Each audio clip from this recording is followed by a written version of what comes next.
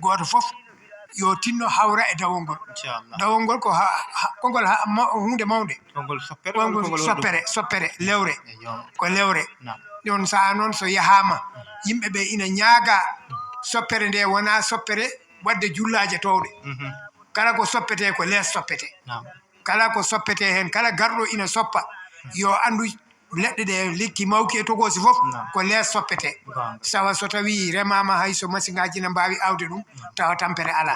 eɗen ñaaga yo soppe lees waɗe joowe fewne ha fewa tawa so yoori tan no wawa duppede inchallah ɗum noon julɓe ne ñaaga nde kawrata toon ɗon ha gambi ha fofof anniyaji mawɗi ne hen ceerno Habibou ina anniyi arde altine ɗon yiɗi walde talata o ko ɗon tawata mo ɗum noon pour hirjinde yimɓe ɓe e yidde dawol ngol beela no ceerno yiɗiri ni Allah newnana en mbaɗen ɗum mbaɗen ko poɗɗen wadde ko eyyi kala garowo kadi toppitade no yettori toon toppitade no ñamiri toon eno yardi toon ko ɗum haalda ɗum noon tinnoɗen hen so Allah jaaɓi kala garowo na andi no ardata garowo dakani goto fof toppito no ñamiri eno yardi eyyi kamɓe gulumbunaɓe kadi eɓe jaɓɓi en eɓe jaɓɓi eɓe mbaɗa hen fodde mabɓe fodde doole mabɓe fof ɓe ganni wadde hen so Allah jaaɓino kadi ma basuji nawe toon on saha so yaaɓe toon ina jiiɗi defde tawa basuji ɗina toon kañum en ko toon ndefata ɓe ñaaguima kadi to Tamba to seternaji ndiyam ina ngara wallude yimɓeɓe no jardi e ñaagama kadi gaga weeli ngara ɓenne kadi beela nde neldata en seterna goɗɗo yanta e gimotoɗo Tamba o beela walla yimɓeɓe no goniri toon ɗum noon eɗen ñaaga enen fof on ngol dawol yo Allah hawridin en maggol Allah newnana en no mbaɗirɗen ngol ha Allah rokka en wune maggol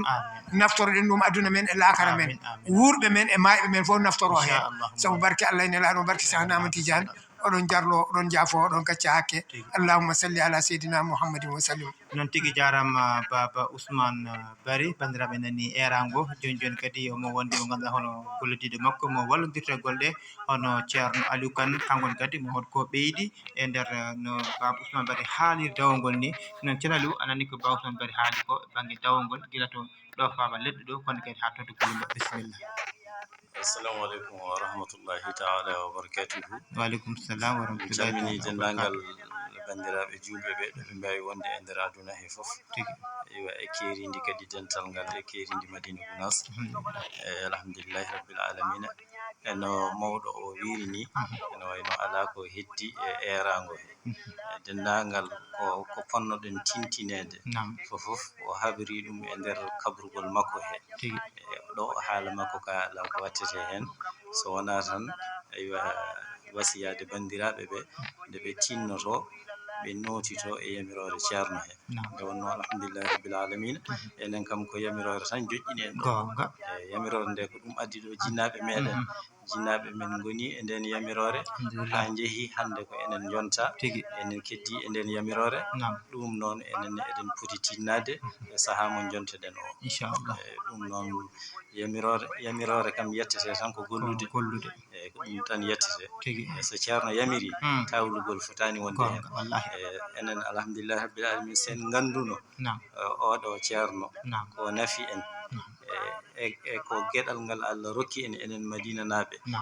e dental ngal enen keridi dental ngal sen ganduno ko Allah rokki en e oɗo ceerno en tawlata yamirore makko so tawi so en teskima e fodde ko Allah rokki en ko en gandat enen aduna o fof ko enen ɓuuri en gandat aduna o fof ko enen ɓuuri enen ɓuuri aduna enen jogori ɓuurode lakara alhamdulillah rabbil alamin ɗum noon mbatten e yamirore e haqqillaji meɗen yamirore wawde arde fof jaɓɓoɗen yamirore nde golliren nde poɗɗen gollirde nde ɗum woni ko nafata en aduna ɗum woni ko nafata en lakara alhamdulillahi rabbil alamin allahumma salli ala dawol padinogol alhaali dawol ngol no wirini tan eywa ko guesa men ɗo faaba ɗo e ko toon dawete fittugol guesa ba eywa a dawanoma hen ñande alarba ɓennuɗo o e kono dawol ngol sembani no fewi e ceerno noon ene tengtini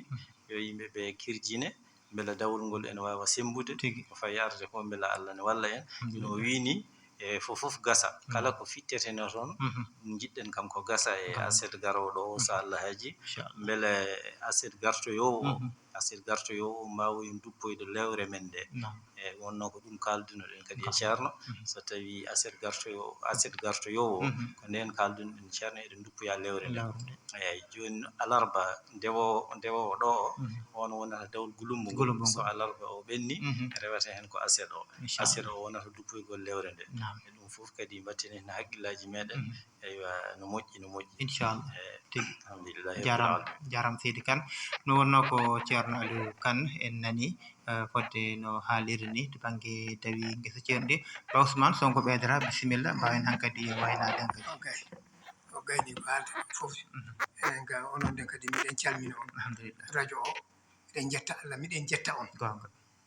miɗen duwano on yo Allah ɓeydu sutura allahumma yo Allah ɓeydu ndenka yo Allah ɓeydu kawral ngal amin ya yo rabbal Allah ɓeydu yaajede nde amin yo Allah rokku en ɓumnude ɓerde ceerno amin yo ɓumnude ɓerɗe julɓe ɓe gonga amin sabu barke Allah ene lawno barke sahnama Tidiane amin ya rabbal miɗen jetta Allah miɗen jetta on en calmina Abou Ndiaye miɗen jetta Allah miɗen jetta mo alhamdulillah e nder hen kadi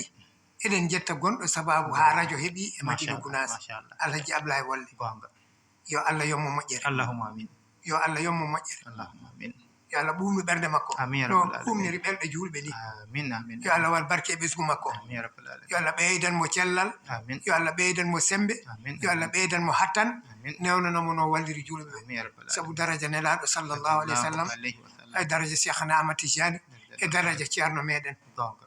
en calmini en juurima eɗen jetta Allah eɗen jetta ceerno Ibnu Oumar mo ganduɗa ko on nafi almuɓɓe mo ganduɗa ko on walli almuɓɓe mo ganduɗa kadi ko on suuri almuɓɓe